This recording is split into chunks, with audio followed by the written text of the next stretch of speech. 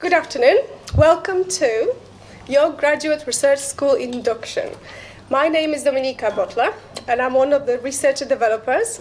And you will probably see me quite a lot because I am the researcher developer who will be looking after your professional development throughout your PhD or Master by Research. So to start things off, you'll see on your tables you have program of events today. And I would like to invite here Megan McLaughlin, who's going to tell you exactly what's going to happen today. Come on, Megan. Hello, everybody. Welcome to this induction. Welcome to the university if you're new to us, and welcome back if you've been a student here before. So just to let you know what we're going to do today, we've got a packed agenda, but don't worry, you don't have to remember everything because you will get some digital handouts afterwards to give you all of the information that you've heard today. So in a second, I'm going to hand over to our Dean of the Graduate School to give you a welcome. And then we're going to hear from some of the teams that support you, particularly in your well-being. We're going to hear a bit more from those teams. And then we're going to introduce you to a whole load of other professional services staff who support you in your journey here as a postgraduate researcher. And then we're going to hear from some of our current postgraduate researchers. So they're going to give you some tips and some advice and some things that they've learned from being a postgraduate researcher here that will hopefully help you out in your journey. And then that's the end of the kind of formal session in here. Then we're going to move out into the atrium space, which is down there, but we will signpost you to the correct direction. And that's a chance to have a chat, meet some of your fellow postgraduate researchers, and you can also talk to all of those people who will have presented and said hello to you. So if you've got any questions that come up whilst you're listening to them, you can talk to them over some nice refreshments. And then when the induction is over, we also have an event hosted by Wentworth College. So Wentworth is the graduate college here at York, and they have a common room and lots of activities for postgraduates. So that will be a welcome reception hosted by our Vice-Chancellor. So all of these activities are very close to here, and we will signpost you in the correct direction. But that's what you've got to look forward to. And I would, without further ado, will hand over to Professor Paul Wakeling, who is our Dean of the Graduate School. Thank you very much, Megan. Hello, everybody. So usually when I give a talk in this room, I do a bit of kind of wandering up and down because it's a wonderful room, isn't it, this? It's so you can sit around and talk to people that you've just met in a way you can't in a lecture theatre. But I do like to wander up and down, and I can't do that today because Steve will be very cross at me if I'm wandering too much about, so I need to stay in place for the purpose of the people who are watching on the tape. So it's my pleasure as the Dean to welcome you this afternoon to the beginning of your postgraduate research journey here at the University of York. I want to say a few words about the university. I want to say something about the postgraduate research experience and just to tee you up for information about the support that you are going to receive while you're a postgraduate researcher here. And then just to give you a few personal reflections on life as a postgraduate researcher and just some hints and tips, really. So we're delighted to welcome you. The university takes postgraduate research really seriously. We are a university for the public good. That is the key mission of the University of York, and research is a really, really important part of that. And I'm sure that all of you are driven by that kind of commitment to do research, to find things out, and to contribute to human flourishing in your research. I have to tell you all the sort of formal things about how great we are. So we are top 10 in the Research Excellence Framework. There's various different indicators. We've got really good results in the Postgraduate Research Experience Survey, etc., etc. That's all fantastic. But I think what I hope you find is that your experience as a postgraduate researcher, as an individual, is a really good one. And you are going to join, or you are joining today, a very diverse postgraduate research community in many ways. So you are going to be learning from your supervisors when you're doing your research, but as I think has already started happening, you've started talking to each other, you're meeting people from different disciplines at different stages of their careers or education, and we've got lots of different diversity across the university. So we have people of different ages, from people in their early 20s and sometimes even younger who have just completed a first degree, through to people in their late 70s who are coming back to research much later in life, and everywhere in between. And in fact, the mean, let me get this right, I'm in front of a bunch of researchers, the mean age of research students at the university on entry is 29. We have people who are full-time, part-time, distance learning, who are probably watching this on the camera. We have people from all sorts of different places. So we've got people from around the corner in York who are on research degrees. We've got people from across the UK. And I checked this morning, we have postgraduate researchers from exactly 100 different countries. So a really, really diverse set of people. And meeting them and hearing about their ideas is a really important part of your postgraduate research. And this diversity is something the university and me personally were really committed to.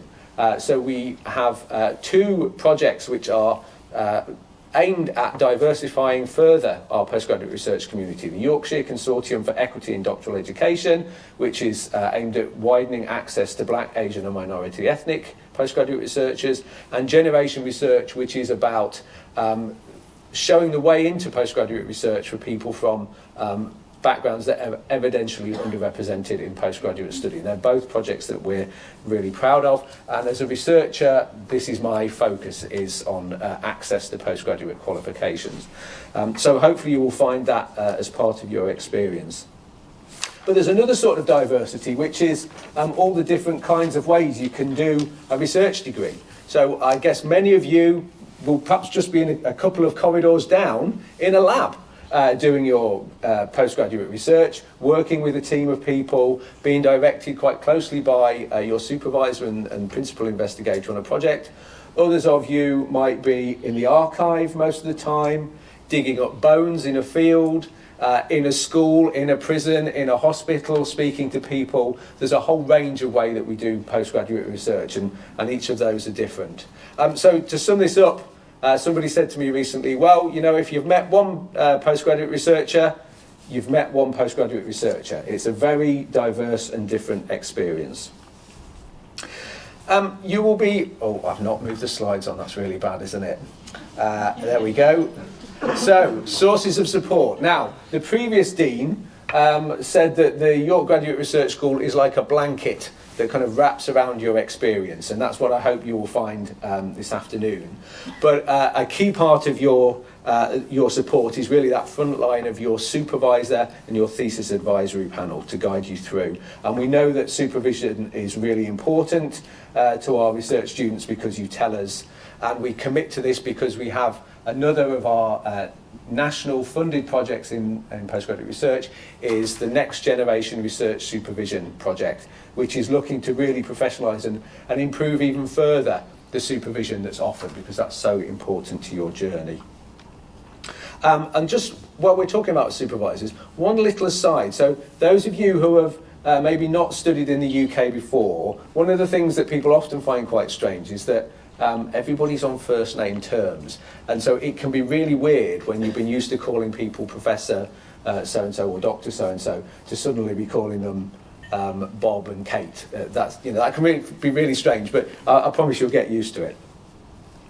So we invest in our research culture, and you'll be hearing lots more about the training that's available to you later on this afternoon, and that's through the research culture and researcher development team, and also through our faculties, schools, departments, centres for doctoral training programmes, etc. So there are lots of opportunities out there for you.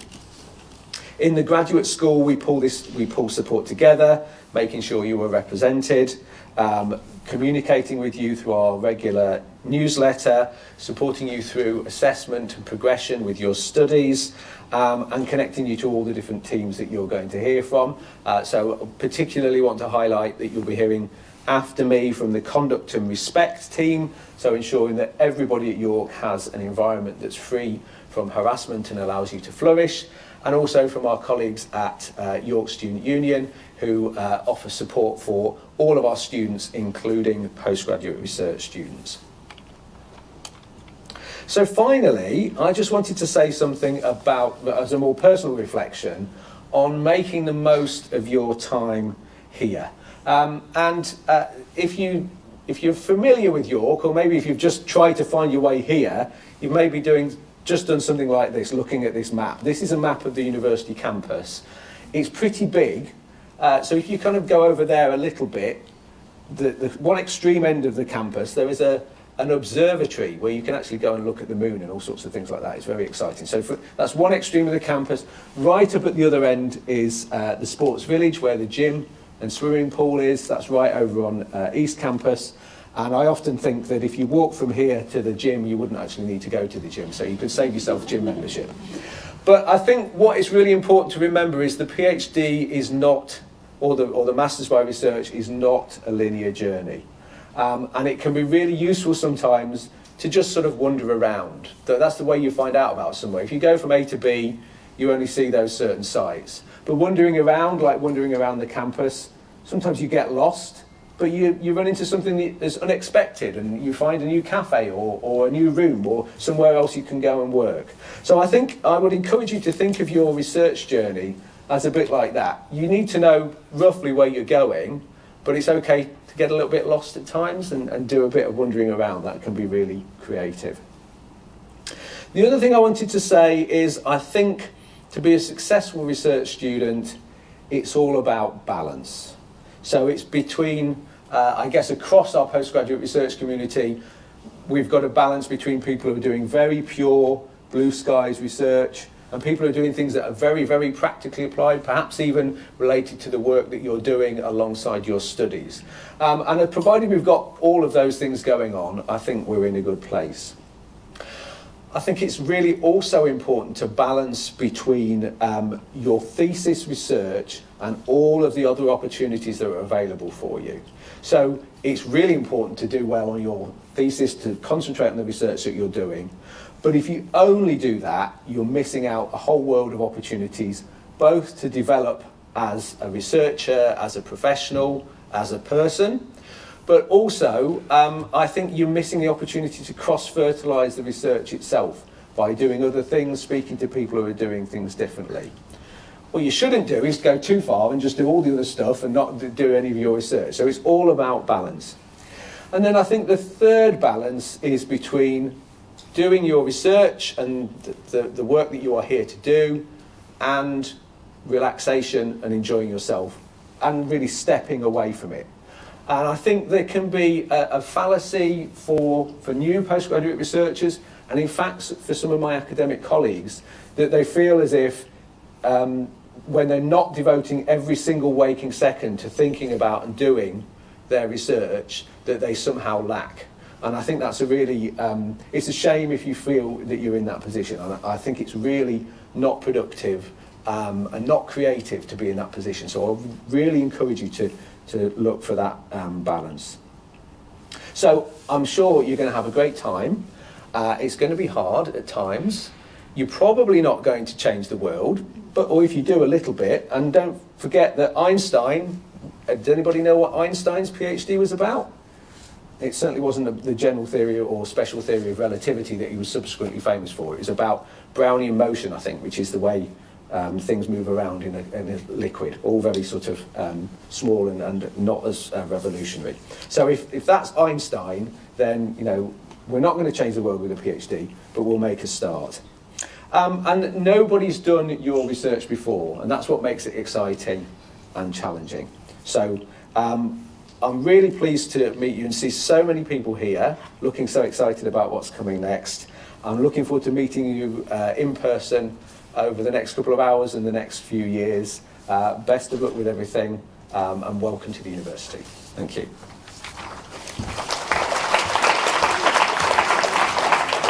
Thank you very much, Paul. I would like to invite to the front Conduct and Respect team, please. Thank you, and welcome all to the university. It's a pleasure to be here with you today to speak on behalf of the Conduct and Respect team. My name's Colette, and this is my colleague Gemma, and we're here as members of the university's Conduct and Respect team to talk to you a little bit more about what we mean by creating a community of respect here at the university. So we all have a role to play when it comes to shaping and maintaining that positive community here at York, and where we all feel safe to be completely ourselves. So this means that we all deserve to live a life free from harassment, violence, sexual harm, particularly during your time at university. The Conduct and Respect team plays a central role in supporting this, but we do ask you to play your part as well while attending, and in ways in which you interact with each other and to staff members as well. So when you enrolled at the university, you might remember, you might not, but you will have signed up to university's regulations, which include our expectations and behaviours while you're a student here at the university.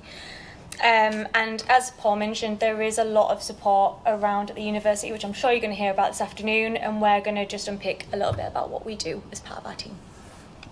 So in the university's Conduct and Respect team, we have our Conduct and Respect advisors and our sexual violence liaison officers, who you'll hear referred to as SVLOs. The team is all supported by Nicola, the head of Conduct and Respect, and Sophie, the sexual violence response and prevention manager. The team exists because as much as we expect you to play your part in creating and maintaining a positive environment for all of us, there are certain things that you can expect from us as a university too.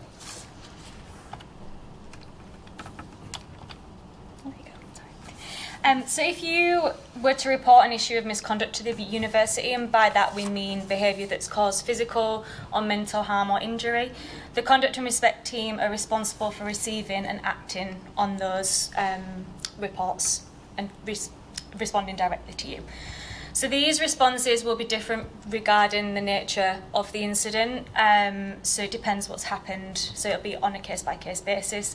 But as a community of adults, we'll work with you to identify the right way forward, and the team will be able to advise you on your reporting options and any potential support you'll need to put in place after that. So the Conduct and Respect advisors can help you manage resolutions between individuals or run disciplinary investigations where that be appropriate. And we have SVLOs, which is myself, Gemma and Sophie, who provide specialist one-to-one support for students who have experienced sexual violence.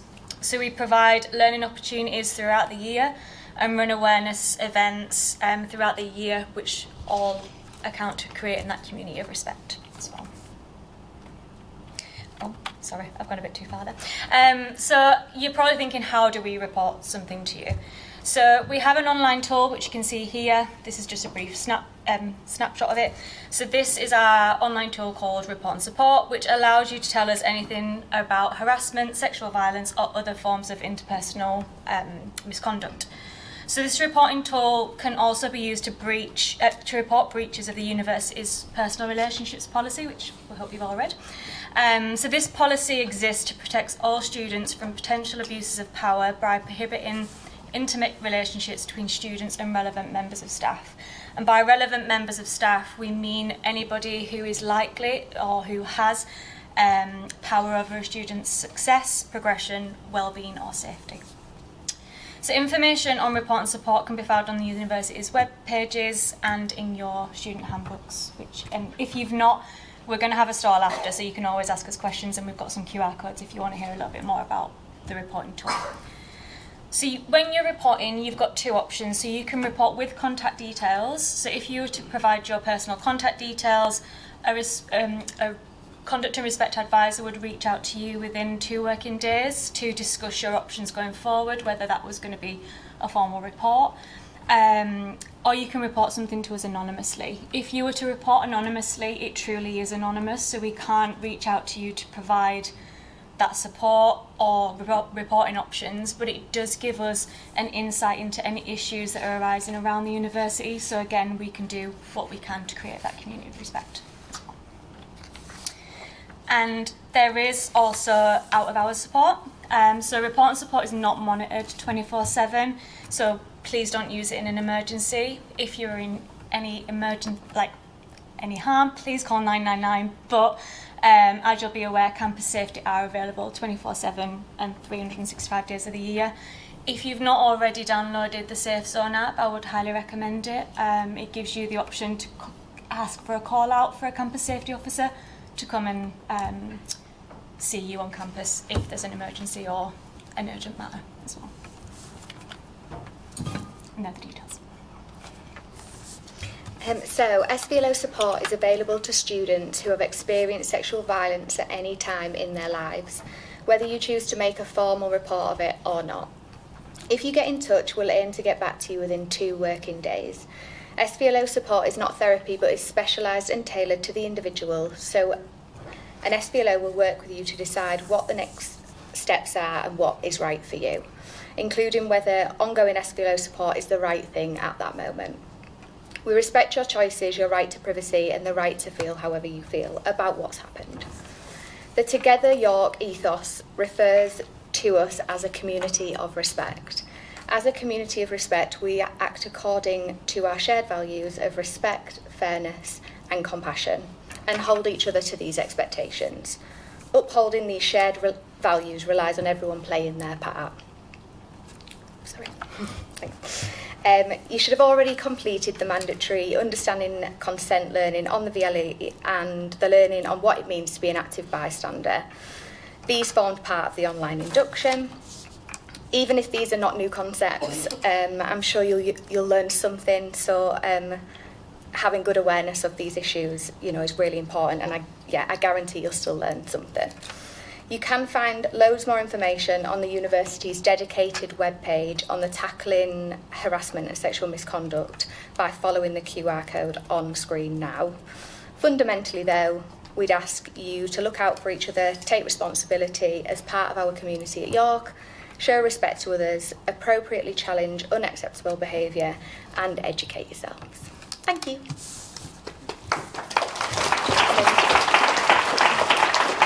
Thank you very much, Claire and Gemma. I would like to invite my colleague Stuart Barker to talk about researcher development. Hello everyone, as Dominica said, I'm Stuart. I'm the Admin and Comms Manager in the Research Culture and Research Development team. So for you folks, that means that when you contact us about training, I will likely be the person who replies to your email, whether that's I can attend a session, I can't attend a session. It will usually be me who replies. I also manage the entire programme of professional development that we offer, which I'm going to talk to you about very briefly. So these are the different ways that you can find out about the professional development opportunities that we have on offer. The grad school has a research and development webpage, which you can access if you scan this QR code. We'll also send you the slides afterwards, so you can click the link in blue. It will look like this picture here, and then you can on the drop-down options here, you can see these are the themes that we offer training in. So if you click each of them, it will show you the list of sessions in that particular area. We also have our professional development programme. This is a PDF document. It's currently just under 100 pages, which speaks to the volume of workshops and resources and support. So these are things that are delivered by our team, so by myself and Dominica mainly, but also by some of our colleagues in the other professional support teams who you will meet shortly, as well as external experts that we bring in and resources that are shared between other universities. And this is just a little example of what one of the pages looks like. So you will see you have the title, whether it's for postgraduate researchers or staff or both. There is a booking link on SkillsForge, which is our booking platform, and information about whether it's online or in person, the duration, and a bit of a summary about what you could expect from the session. As you'll have seen just here, it says RDF value, skills or behaviour, and then it has a list of terms. All of our sessions are mapped to VTI's Research and Development Framework. I won't go into that now, but there is more information if you want to click the link. But basically it is a framework that defines the different areas in which you can develop yourself as a researcher, and to help you plan your professional development. Each of our sessions is mapped to that. You can also use the professional development plan, which is linked at the top of this page, to reflect on what you currently know, what your skills and experience are, and what possible gaps are in your knowledge, and then what you can do in terms of professional development to fill those gaps. A couple of things housekeeping-wise about booking onto our workshops. As I said before, you book via SkillsForge, that is our booking platform. Pretty much everything is handled through there. Bookings close 2 working days before the session takes place. So say you are attending a session, you want to attend a session on a Monday, it will close on Thursday. or it will close on Wednesday at midnight, I should say. If bookings are closed, you will not be able to book on SkillsForge, but you can reach out to us at researchculture@york.ac.uk. Places are available. We close things 2 working days before so that we can do the necessary admin. If for any reason you don't have to tell us why you can't attend the session, please let us know. This allows us to update your training record on SkillsForge. And in terms of how you can attend the session, we will send you what we call a joining instructions email, and then that will be 1 or 2 days before the session. It will include either a Zoom link if it's an online session or the campus location, an attendance and feedback form, so you self-report your attendance, and I use that to update your training record, and as well as any session details and resources that might be for that session. Just mentioned the attendance and feedback form. Please complete this promptly for each session so that we can keep your training records up to date. It is a link that is in the joining instructions. It is the same form for every session, and there is a drop down to pick which session you want to give attendance and feedback for. If you have any questions about this, you can contact us, and I will typically update your training record within 1 or 2 weeks. If we have a particularly busy period, it might take a little bit longer. Please feel free to give me a nudge and I will get on it as soon as I can. And we run sessions in our training programme from pretty much now, the end of September, start of October, all the way through to the end of June. For next year, for next academic year, so that'll be 26-27, which sounds crazy. We will finalise that over the next summer, so you won't be able to book sessions over the summer, but then through that period, kind of going into August, September, they will appear on SkillsForge once again for October 2026 onwards. And a final point, our sessions, both online and in person, are very interactive. It's part of the collegiate atmosphere that we like to have, so please come prepared to take part and contribute to that. Another thing to mention, we have some introductory workshops next week. The majority of these are just for PGRs, and they are aimed at introducing you to the sessions that we run, but also to kind of get you thinking about your professional development. Like I said, you will get these slides this afternoon. You can click through to these links. As you will see, the first session is one that myself and my colleague Janice from Careers is running on Monday. The booking for that closes very, very soon, so if you would like a place on that, please book that ASAP. And all of these sessions are on campus, so places are limited for them. That's not the case for our entire training programme. There's a lot of online sessions and in-person ones, but just particularly for these ones, these are all in person, so places are limited. And finally, we update regularly through the year on our training programme and other events, public engagement opportunities. We do this via LinkedIn, so if you want to follow us on LinkedIn so you get those updates nice and quickly, feel free to scan the QR code. And thank you very much for listening. Thank you, Stuart. As you can see, our provision is quite significant, so have a look through that program and keep booking. When you book, make sure you put the note in your own calendar so you don't forget, because we will find you. Only joking. Right, next one up, I would like to invite Grant Denkinson from Open Door team. Hello everyone. So a lot of people will be talking and giving quite a lot of information today.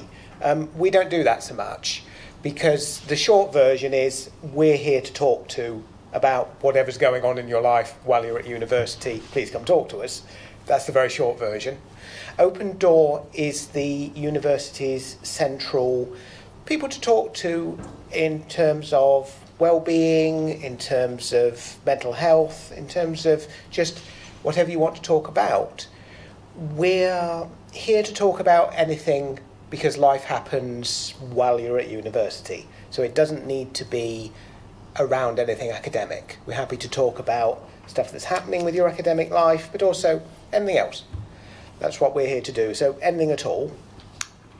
It can be a very small thing. It might just be things are going fine, but I'd like to be a bit more confident in a certain area, or I'd find it useful just to talk through what happened recently. So we're there for that. Through to things become challenging, difficult, upsetting. Could use someone to talk to about that. And people do go through various crises while they're here and may well cross over with National Health Service provision as well. All of us who are practitioners like me are mental health trained, so my background is as a counsellor. And when I say someone to talk to, we sit in a room, do a Zoom call, do a phone call, whatever you prefer. And what I tend to do is quite informal. I'll just do, how are things, how are you doing, how are things going, what's being difficult, how would you like things to be? And then we can talk about how we might get from A to B. So we don't do the medical side of things. If you are using or interested in diagnosis, having something with a particular name, accessing National Health Service, NHS services, medication, that would be more of a medical thing, and you would generally do that through your general practitioner, your GP. So if you're not already registered with one, there's Unity on campus, there's others around York or local to where you live. Would recommend being registered, because the time where you need that isn't necessarily the time you want to start filling in forms. So would recommend that. That's what we do. We also have wellbeing officers. So in pretty much all the departments, you'll have someone around who is a first point of contact.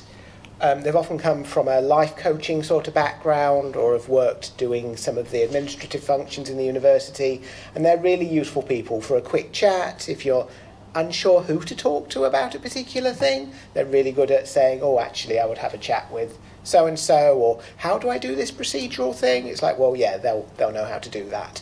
So they're really good. We work together and we cross over. So that's the very short version. Is if something comes up, the only sort of advice I would say really is we're here from now until you graduate, and we're here throughout the year whenever the university's open. So it's not just semester time, because a lot of you are here not just in semester time. But I would say that it's usually easier to talk to someone earlier. You've got a bit more wiggle room in what you might do. So if you're thinking that doesn't feel quite right, then we are here to talk to. However, we're here through at any point. We have a duty practitioner, so if you're concerned about a housemate, if there's something that feels really pressing, particularly around risk, we can usually get hold of you the same day. Otherwise, we have a website, Open Door. You can get hold of us directly. We work for the university, but we're not, and we're in the departments a lot, but we don't work for the department. So what you say to us, aside from if there's a risk, is confidential. So we are here to talk to separately than your housemates or your supervisor or your friends or anyone else you would usually talk to. And we would usually be able to see you within a couple of weeks. So we're quite quick, often quicker than that. That's a very short, hopefully, version. Be great to talk to you and have an amazing time. Thank you very much, Grant. Next person up is supposed to be Claire Anderson from Disability Services. Unfortunately, she's unwell today, so I'll briefly just say what she was going to say. And the people who Disability Services specifically support are people with any disabilities, but also long-term health conditions. So if you find yourself in any of the categories that are listed here, please make sure you reach out to Disability Services and you contact them early enough. Support available ranges from all different options for you. It very much depends on your individual needs, and they will be assessed by specialists within the team. So if you'd like to know a little bit more about what's available, please look at the slides this afternoon. We're going to share the links and you can access more information about that. Okay. Thank you very much. On this point, we are going to be moving on in a moment to professional support teams. So there's going to be a bit of a reshuffle, so take a breath, and I'm going to invite all the people to the front who need to be here. Come on, guys, it's our time. So this is the exciting part when you get to meet all the central support teams who are here for you throughout your PhD. Please make sure that you listen exactly to what they say they can help you with. There's not going to be a quiz, don't worry. But they will be available to you after this part, where you can actually go and speak to them, or at the stalls in the atrium in biology later on. You can ask additional questions. If there's anything that sparks your attention, try to remember which face is attached to the name that you're thinking about asking later, and go and speak to them. So we're going to start with Martin Phillip from Open Research Team and the library. So hello everyone. So I can recognise a few faces. I've already done a few inductions. Yeah. So my name's Martin Phillip, one of the faculty librarians here at the university. We have 6 librarians that look after each department. So it's our job to help you kind of make the most of the library while you're here. We can answer any question, basic or a bit more complex. We can show you how to use the library, physical library, but also the electronic library. So the university invests significant funds in online databases, journals, statistics, all sorts of platforms that you'll need for your research. So please have a look at the physical building, the study spaces, have a look at the website. Your Search is our library catalogue, our kind of branded search engine, which is great for book searching and journal article searching. But we've also got loads of other platforms available on related websites too. So yeah, we're here to help. We can provide an email service, we can book appointments with you, we can go through your literature searching or any kind of related skill in more detail. So please do get in touch if you've got any questions about that kind of thing. Thank you. Hi everyone, I'm Tom Blake, I'm the Open Research Manager. So I'm also based in the Open Research team, also based in the library. Open Research is one of those things that I think when people start off here, they maybe don't necessarily know what Open Research is all about, but hopefully over the next few years you will learn a bit more about it. But really what I think is new for a lot of people coming into postgraduate research is that you'll not just be doing research, but you'll also be expected to share and even to publish that research that you're doing. And that's the bits that we can help with, that sharing and publishing of your research. So that may start off with your research data. So almost everyone will be sort of generating and collecting some sort of data as they go about doing their research. And you'll have to think about questions like how do you store that data, how do you manage that data, what of that data do you need to keep, what do you need to get rid of, what do you need to archive for the long term, and really importantly, what of that data could be shared, for example, with others when you finish your research. So we can help with those sorts of questions. We can help as your research project goes on to think about how to share different aspects of the research that you're doing with the wider research community, all the way through to, for example, when you're coming to think about getting published, we can help with that. We can help with things like understanding your publication options, understanding how, for example, to make your research open access, so sharing it openly, and thinking about some of the sort of knotty things that come up with that, like copyright and helping with publishing agreements and that sort of thing. And that also applies to your thesis. So as a postgraduate researcher, when you get to the end, you will be expected to share your thesis in some form. And again, we can help you with doing that and help you think through what that means with things like copyright and using third-party materials. So yeah, I'd say have a look at the slides, have a look at some of the guides we've got. We've got an introduction to open research and yeah, go through it and see if there's anything that interests you. Thank you. Hello everyone, my name's Siobhan. I work in the academic and digital skills team. I'm here with my colleague Jess as well. So I'm going to talk about the digital skills side first of all. So in the digital skills team, we can offer a huge range of training. Much of it is available on SkillsForge and in that lovely PDF that Stuart showed you earlier as well. So there's things like the generative AI session. We've got sessions on using spreadsheets, coding, like Python. We've got Microsoft Word for your thesis, searching literature, in vivo, all sorts of stuff that's really specific to your needs as postgraduate researchers. We've also got some broader sessions around using things like Google Workspace or digital accessibility that we've also got available for you as well on SkillsForge too. We also offer a huge, even more training bookable on our skills guides that is open to everyone at the university. And that can be on all sorts of digital topics. It can be on like video creation, podcasting, data visualization, basically all sorts of stuff.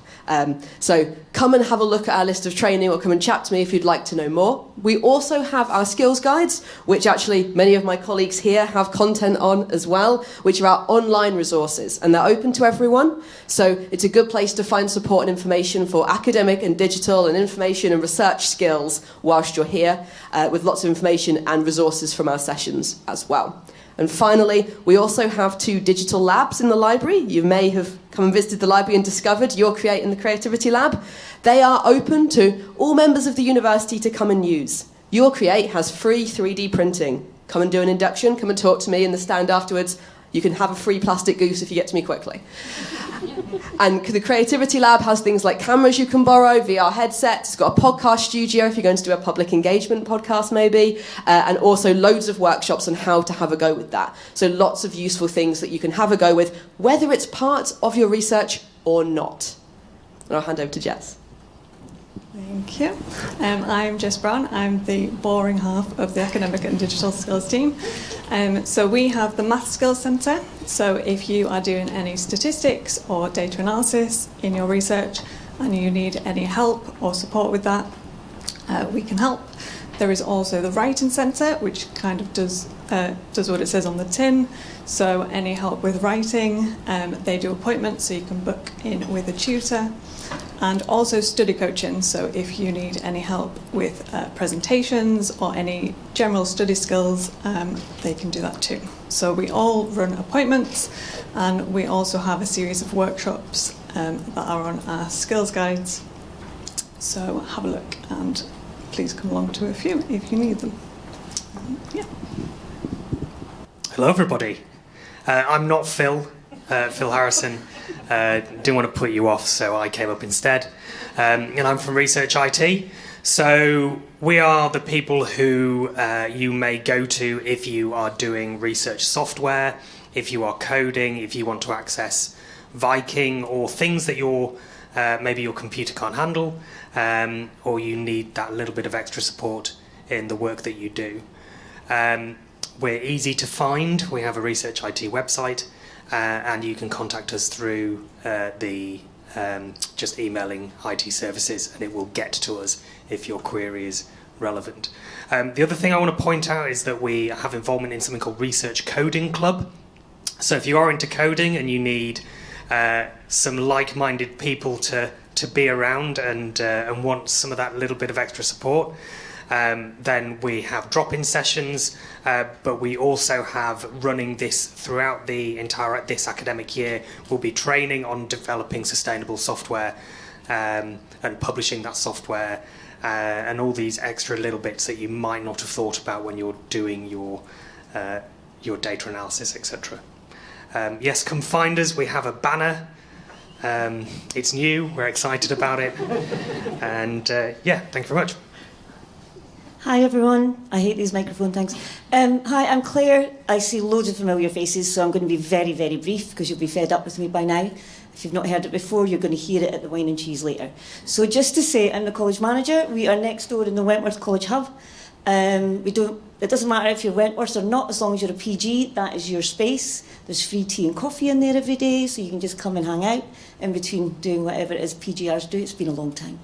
It's a space for PGs only, so there'll be no undergrads getting in your way. That's the main thing. We'll have lots of events on all year, social events, networking events. There's free food events as well, brunch on a Tuesday. Please don't turn up. I've had 200 people turning up every week since day one, and I just can't make that many croissants.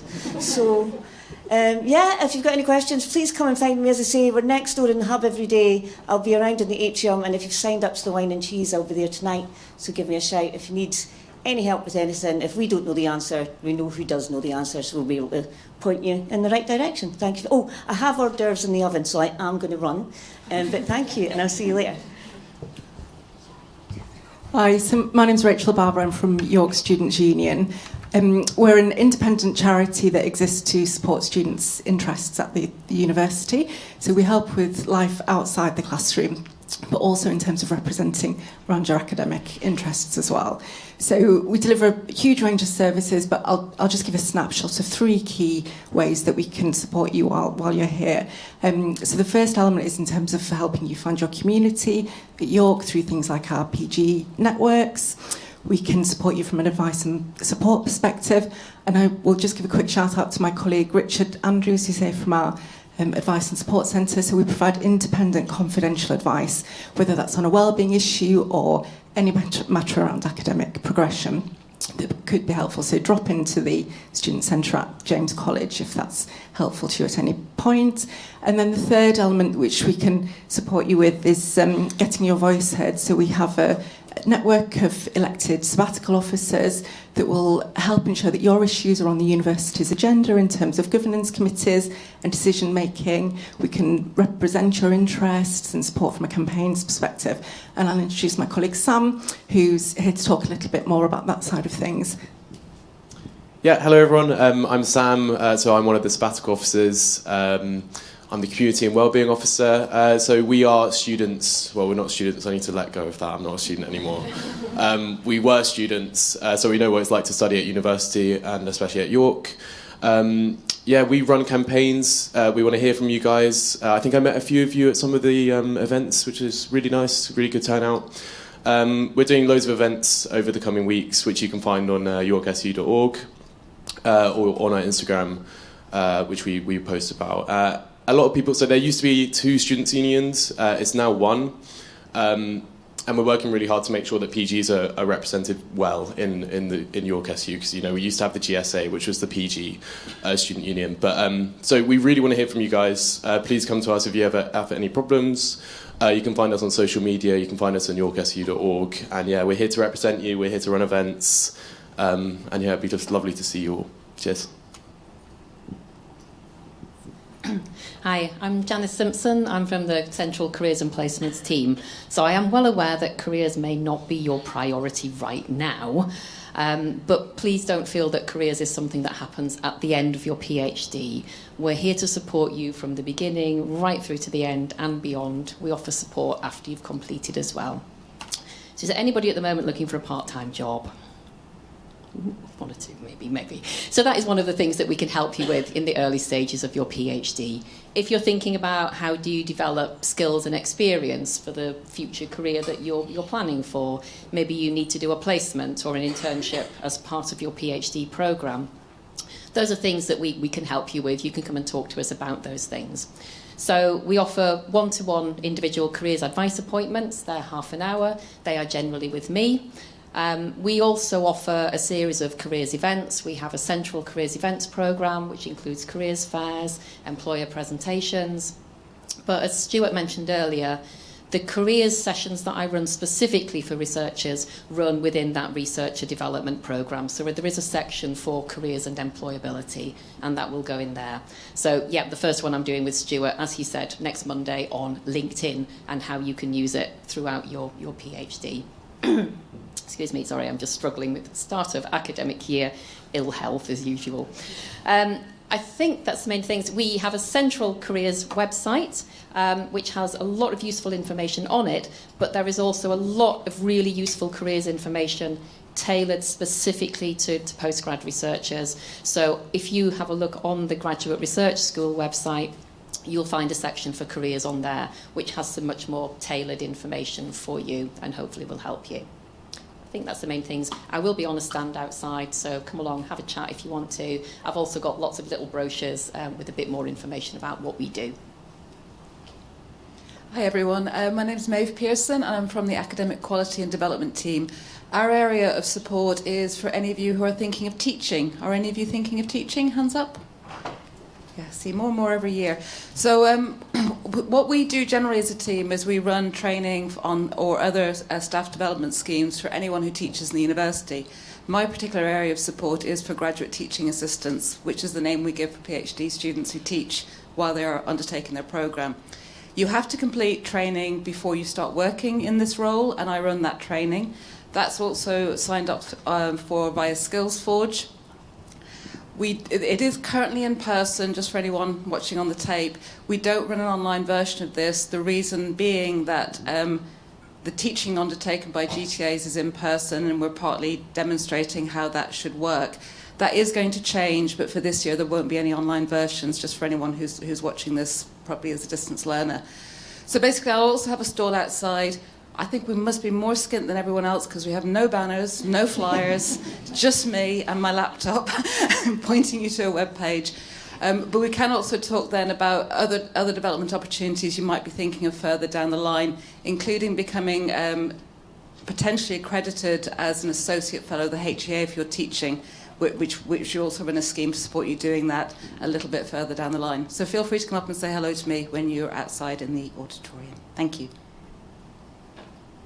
Thank you. So you might notice that I'm not Melissa because I've already been introduced as Megan. But I'm just standing in for Melissa here. She is outside and you can meet her when you're during the networking session. But the White Rose University Consortium, as you might guess, is a consortium of the three Yorkshire universities within the White Rose. So that's York, Leeds and Sheffield universities. And the consortium really works to support people development, particularly within research, within those three universities. So there are lots of events and training opportunities that are shared between the three universities. So for example, there is an annual careers fair for PGRs and that you can attend, which is usually in Leeds. And so there are opportunities like that. And if you want to have a look at the White Rose website, you can see what other opportunities are available and they will be in your slides. Hello there. So finally, I'm James Parker. I am the project officer for the York Graduate Research School, and I'm also the administrative manager for the school. So as Paul mentioned earlier, it's quite nice to think about the graduate school as a nice comfy blanket supporting you. It's also good to think about us as a hub. So 9 times out of 10, if you have a problem or a question or you need to ask something, you'll know who to go to, whether that's your department, one of the great teams who have spoken here.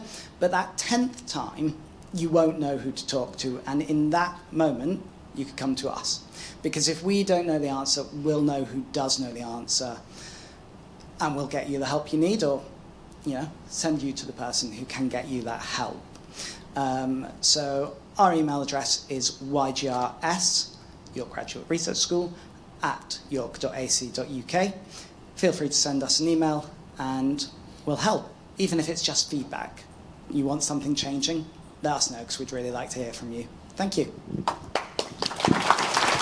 Thank you, everybody. I will just say that everybody who has presented just now will be available for you to have a chat with in the atrium. So they need to go now and get set those stalls up with all the freebies, whatever they might have. So there'll be no rushing to get the freebies. I just wanted to say we haven't finished here, but they are free to go for now. Thank you, guys. Thank you very much. And as we're getting that little bit of a reshuffle ready, I would like to invite somebody else to the front, and I think this is the bit that everybody can get rather excited about, because you're just about to hear some really good advice from current PGRs who have been at the University of York for quite a while and have some really good tips of what to do and what not to do during your research degree. I would like to welcome my special 3 people, Lily Parson, Mahmood Metwali and Morgan Baptiste Sims, please, to the front. So in terms of what I asked those guys to do is to prepare a little bit of information about who they are and why they're here. But also I've got some questions for them and they will take turns in responding. So I would like to ask them to introduce themselves first. Lily. Oh, yeah. Hi, everybody. So I'm Lily. I'm in the Department of Psychology. I'm in my 2nd year now, probably halfway through my 2nd year, which is a little bit scary. But I study why people believe misinformation. Specifically, I look at it from a lens of social identity. So if we share different traits with other people, does it make us more likely to share things? I'm in the process of doing my main study, so I will let you know what the answer is. Hi, everyone. I'm Mahmood. I'm more scared because I'm a final year student now. So I'm based here in the Department of Biology. I'm doing a PhD in biomedicine. I study bone regeneration, so how our bones heal. I don't have an answer yet, and I probably won't.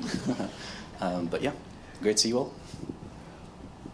Hi everyone, I am Morgan Baptiste Sims. I am, as of my progression email yesterday, also a final year PhD, so woohoo. I am in the chemistry department, specifically in chemical biology.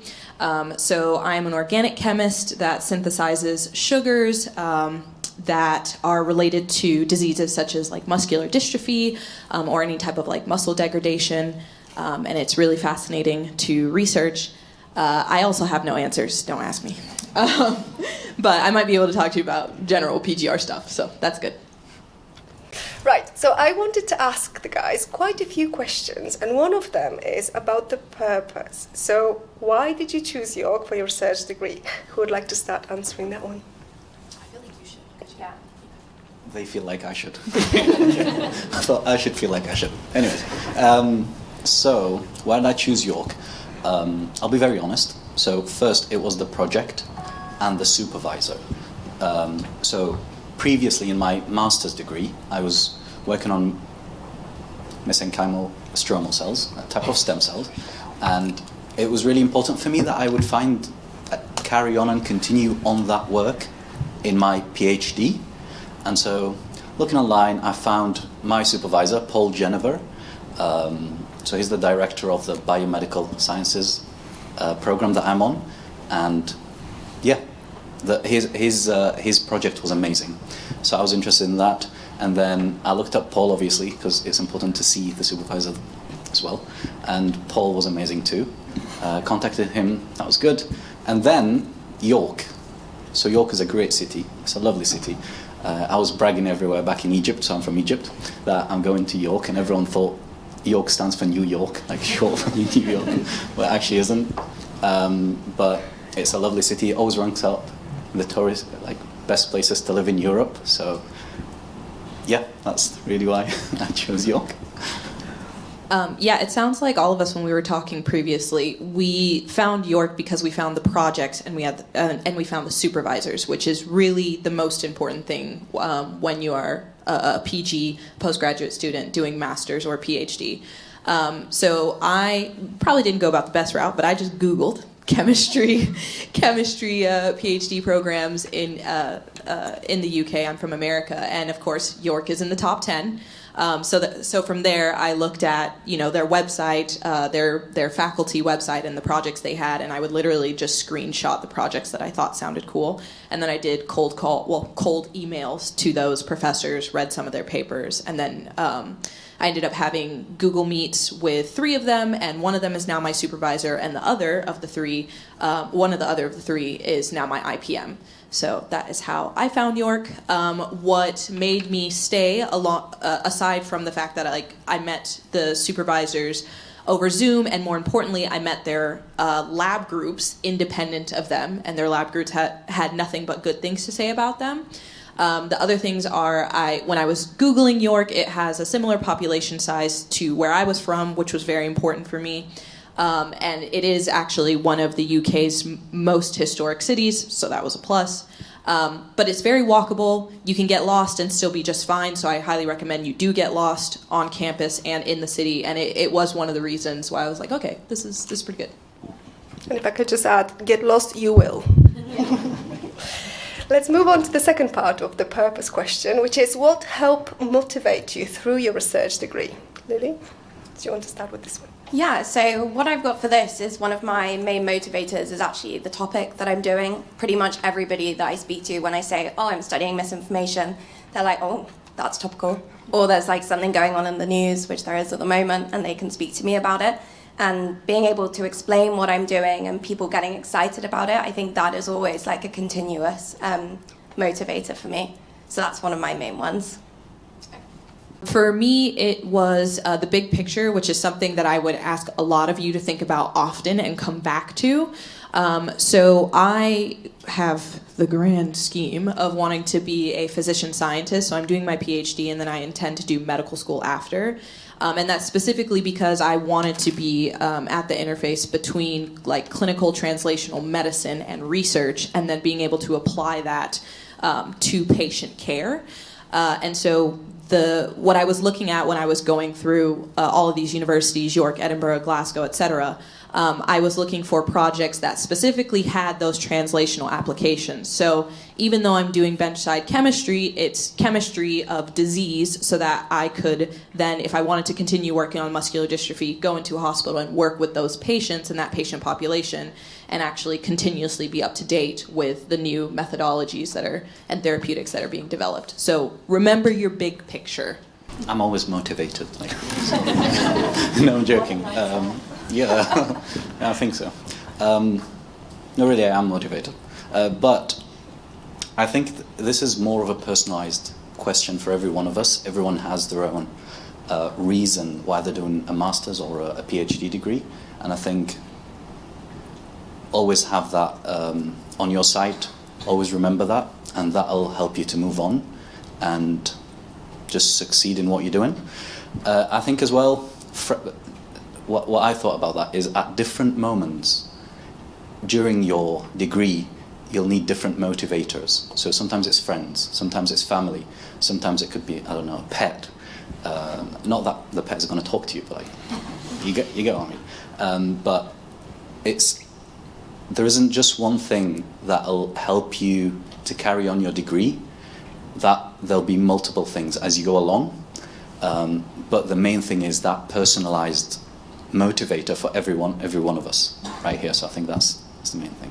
For me, I don't know, I think I just like being successful. That really just motivates me. I'm very competitive, and if I'm in something, I just want to finish it, and that's really my motivator. So yeah. That's a good one, right? Right, we're going to move on into planning. So how can I effectively plan my research degree? Do you have any particular good tips? I'm talking a lot now. I'm talking a lot. We'll mute you later. Yeah. So planning. Right. It's important to know that planning mitigates issues and problems. It doesn't prevent them. So you will have issues. Things will go wrong, 100%. But planning does help with that. And from my experience, I think the best way to plan correctly, obviously, in addition to using the calendar app, is I think all of us will have supervisors, and that's to use them. They've got immense experience. They've done this lots of times with lots of other students like us, and being clear with them, using that experience and that knowledge and talking to them, that'll help you plan out your research. They know it. They don't know the specific stuff of your research, that's what you're here for, but the general outline, they will help a lot of that. I think setting specific goals, being very clear about objectives, when they should be done, what are those objectives, I think that is essential for every one of us here. To have them very clear with our supervisors, and that'll help you to just know, okay, this week I have to do this month, so short-term and long-term objectives, and then there's also a timeline for your research degree. So if it's a year or 2 or 3, whatever it is, or 4, you should have that too. So, yeah. Sorry, I'll give it to you. I thought you were... I'll talk. So piggybacking off what Mahmood said, it is basically an iterative process of I plan something goes wrong, now I have to change the plan. And that sounds like failing. If you consider that failing, prepare to fail a lot in this degree. That is normal. An important thing is to let your research and the data that you get drive the narrative rather than you trying to drive your hypothesis into the research and the data that you get. Okay, so you're making an intelligent inference, but the data is almost always going to throw something new at you. So you have to be ready to pivot when you need to, or stay on something when you need to. So just don't forget that. It will be a circular process that you'll have to come to and change your planning styles throughout halfway of the year or throughout your second year. Things that worked your first year may not work your second year. So give yourself some grace for the amount of change that you're going to have to constantly deal with your research. Yeah, and just to add on what these two were both saying is it might feel really daunting to know what all of your objectives and what all of your goals and things need to be. But like Mahmood was saying, you can use your supervisors to figure that out. You don't need to have it all figured out at the beginning, and things will change, things will go wrong, but they're there to help you. So. Thank you. How did you plan for key milestones in your research degree? Did you have a particular planning way, and did it work out well? I was in a position where I was lucky enough before my PhD, I kind of had a year where I was speaking to my supervisors and figuring out my PhD. So it was a lot of meetings, a lot of Miro boards, which is a great app that I would encourage everybody to use. It's free. A lot of planning and conversations. So I came into my degree pretty prepared, but even still, things have gone wrong. Things have changed, chapters are all over the place. But yeah. don't know if I actually answered that question, but maybe one of these will. If you listen to nothing else I have said, LaTeX, spelled latex, Canva, and PaperPile. I don't care what degree you're in, one of those will help you. I have gone through Google Doc, I have gone through Word, I've gone through Mendeley, I've gone through EndNote, I'm in my 3rd year, I have tried it all. Those are the big software platforms that have impacted my writing and my formatting the most. If you ever want to just look through and browse what software that the university has access to, you can go onto like their alphabet of software or something like that. Software Center. Thank you. There we go.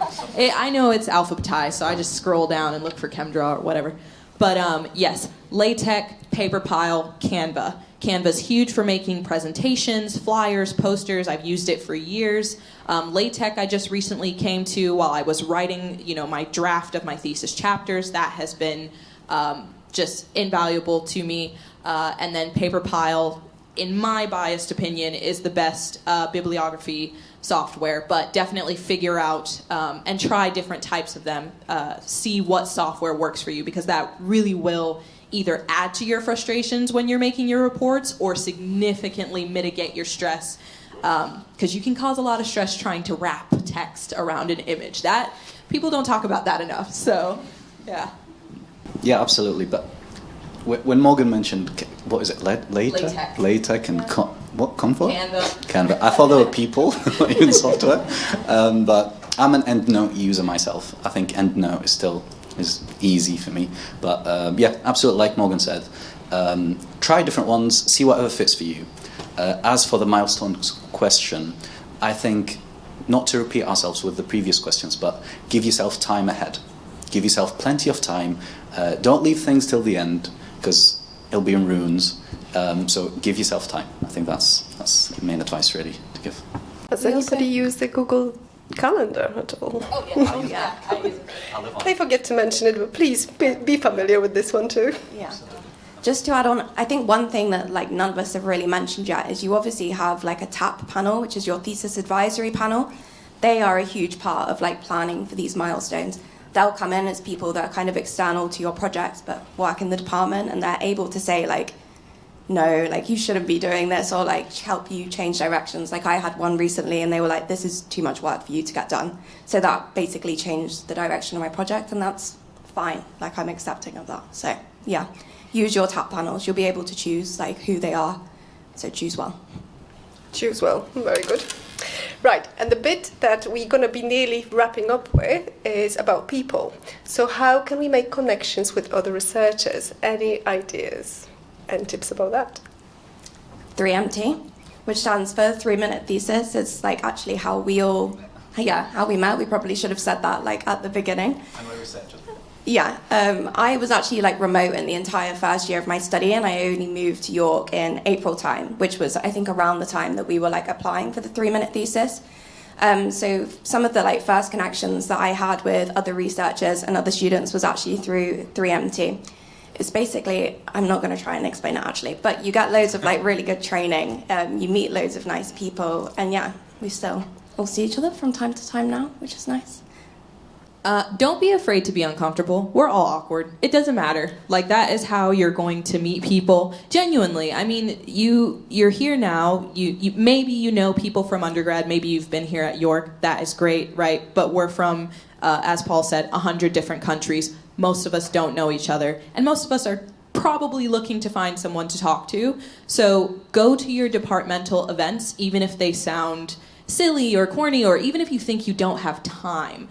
Carve out time for that, because it only gets harder to meet acquaintances and make friends the longer you go on, because you always have more work to do. But then also it's a really valuable skill, because if you go to a conference, you're not going to know people. You might know their names from articles, but you need to actually go up to them and say, hi, you have no idea who I am, this is my research, etc., etc. So yeah, those situations that cause discomfort are the situations that allow you to grow as a person and meet people that you might not have otherwise. There is so like Morgan says, yeah, be confident in yourself and go out there. There is that proactive part of it as well. So if there are many departmental voluntary events that you guys can participate in. Some of them are formal and some of them are informal. So do go ahead, participate in those. They're really fun. I know from experience that the first step is difficult, to actually be like, okay, I don't really need this. I probably should be in the lab or doing my research or doing this or that. But when you do it, and when you meet others, you do get a lot of, well, knowing others is great, obviously, but you get a lot of support as well and help. Someone to talk to, someone to help you out if you don't know something, and they're probably going to be within your field, so they'll have lots of insight on what you do as well, but from a different perspective. So it'll be really good in this research environment. So, yeah. If you want to meet people like outside of the university and things, there's plenty of other things that you can join. Like I've recently started going to, there's a thing called like the Girls Club, and they put on like pub quizzes and things like that. Didn't know anybody when I was going there, but it was really nice if you just want to chat to people. Also, one of the first PhD researchers that I met was in biology, and that was at a run club. So completely random, but there's things outside of the university as well. Yes, don't forget about that. And who has helped you over the course of your degree? Any particular people that you thought would be worth mentioning or highlighting to the current new PGRs? I feel like we could say in unison. Yeah. Supervisors. Yeah. I noticed that when I was like reading, 'cause we made bullet points so we're not rambling too much to you guys and having your eyes glaze over. But I noticed when I was reading our bullet points, all of us, I think the first person we said are our supervisors. I mean, these are people that you're going to be meeting with weekly, sometimes daily, monthly, whatever, for years, okay? They're going to see you at your best. They're going to see you at your worst. You're probably going to cry in their office at some point or another. Sorry. So you need to make sure that you can establish a good and lasting relationship with your supervisor. It is so, so important, way more important than the research itself. Yeah, supervisor. Thank you very much. My last question is one thing I wish I'd known at the very beginning. So one thing I wish I knew was that my PhD is not just about producing results. That was my main focus. Okay, I need to do experiments, I need to produce results, I need to publish a paper eventually, and so on. But a PhD is more of developing us into an early career researchers, proper researchers. It's instilling those soft skills and hard skills for every one of us in different fields. So it's more of a training program. Yes, you do need you do conduct the experiments. Good results would help. Yeah, I learned that as well. Good and yeah, but honestly, it is a training course for you to be a different person when you finish it, more skillful, hopefully, in the research field. So yeah, that's something I wish I knew. Just that things will go wrong, and that's okay. Also, just getting yourself into good habits early on. Like, you're in this stage where you're really excited, and there's probably loads that you want to go on and do. But make sure you're just planning yourselves like down weeks where you're relaxing, like you're actually taking time off, because sometimes I find when my motivation is really dwindling, it's actually because I just need a bit of a break, and then you come back from that and you're feeling a lot better. So just try and plan those things in for yourself in advance, because otherwise you can find it getting a bit overwhelming. I'm not sure why we always think we're the only ones dealing with imposter syndrome, considering there are whole presentations on it every year for new inductees. But really and truly try and get over imposter syndrome, not even because it causes you anxiety, but it can actually be a barrier to preventing you from doing really, really cool, really niche things, such as 3-minute thesis, for example. So again, it's the discomfort. Don't not ask a question because you feel stupid or you feel like it's a stupid question. No question is a stupid question. And make sure you ask that, because there is always at least one person in the room that is thinking of the same thing. And even if there isn't, you had that question and you can have it answered, and you have to practice advocating for yourself, because the more you allow imposter syndrome to rule your life, the slower you're going to go progressing in your knowledge, right? That's all it is you feel a lack of knowledge, and that is what you're here for.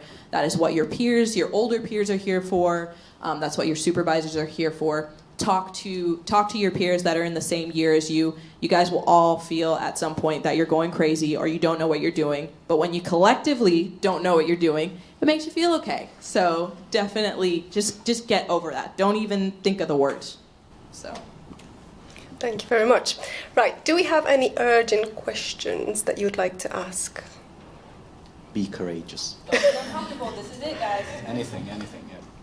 So during your PhD, have you faced any roadblocks that you thought you couldn't get past, and what were the steps that you took to keeping faith during that and getting around that kind of in your own ways? So I actually just got back after 2 months of an authorized absence because I was, having a lot of mental and physical health problems.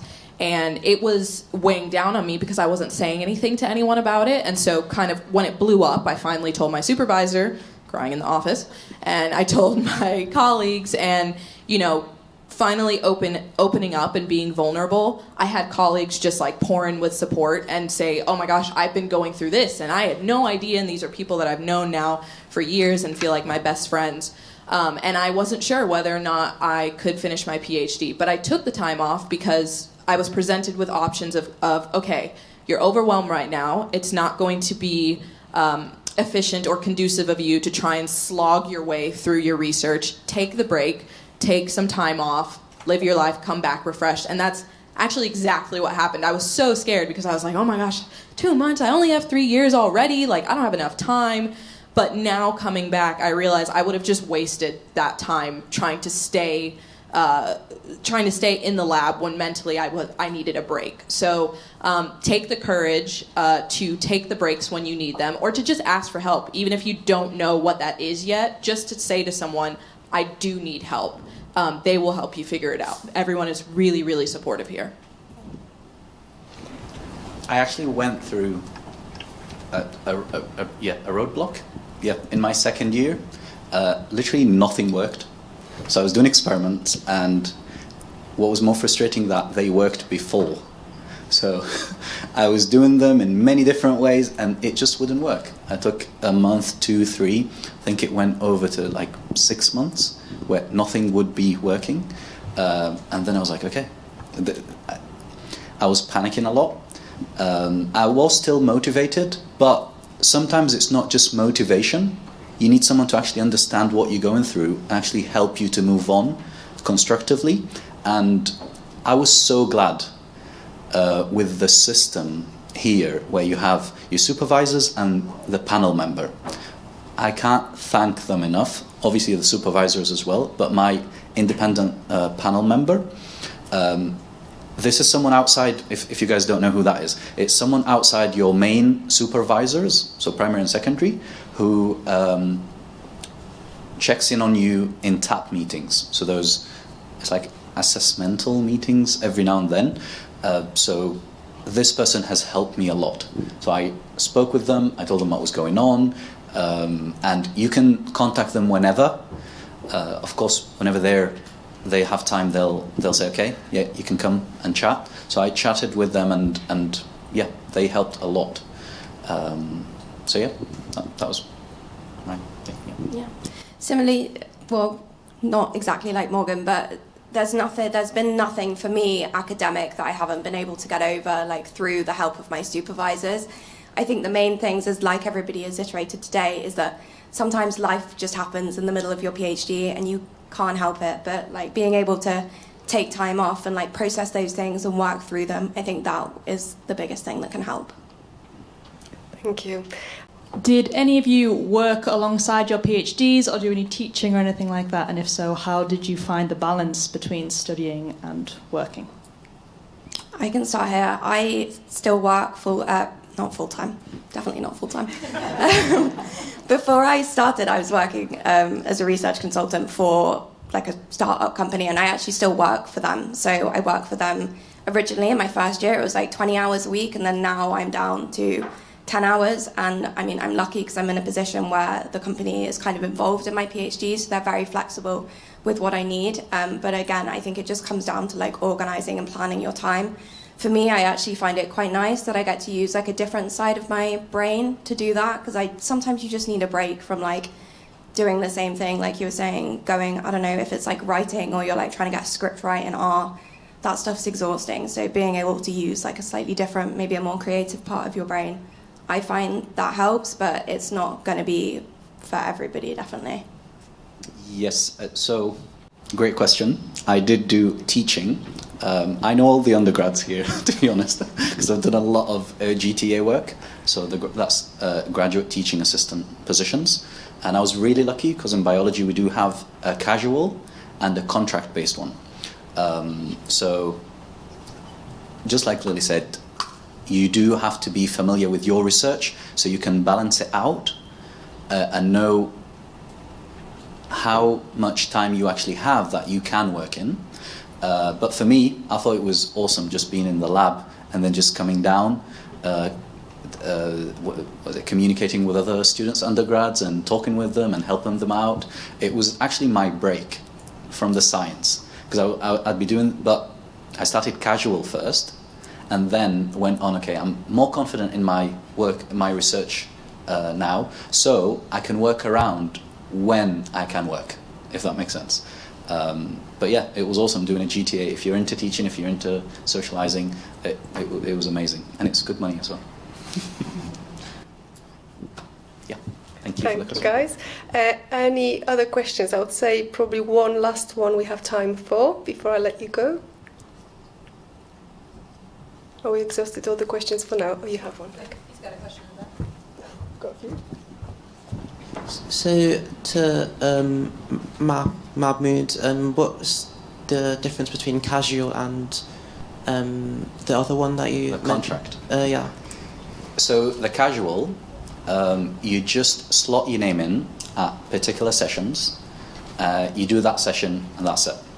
The contract, you have a minimum of, it says 8 hours a week, I think, or 6 hours a week of work, but it's not actually like that. It's more flexible and throughout the semester.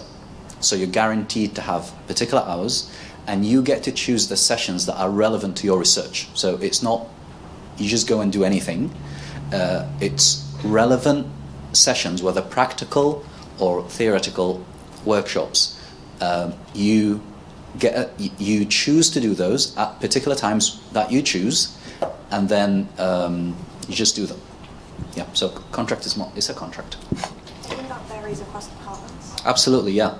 So that's why I'm saying, because I had some friends in another department who didn't have the system. So in biology we do have it, and it's really good. If you're thinking in the future for like teaching opportunities and so on, because teaching is it's more than just teaching. It makes you more confident. It makes you more sociable, and lots of other things. So yeah. I will say definitely go to your department to ask them about that, because they'll have, since it is different across departments, just double check with anyone. And it doesn't have to be the right person, just a person in your department, because I guarantee, they've had enough experience that they'll know who to point you to as well. That's good advice. Thank you very much. And that really finishes our session in here. So thank you very much to all of you. Thank you very much to my 3 speakers. A big round of applause for them, please.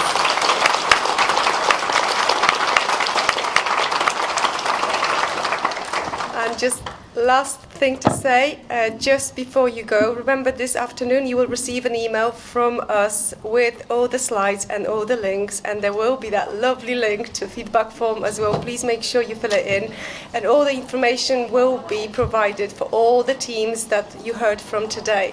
So I hope that was useful, and I really would like to invite you to go and have some cake as you speak to all the people who have you seen before. Thank you very much for your attention.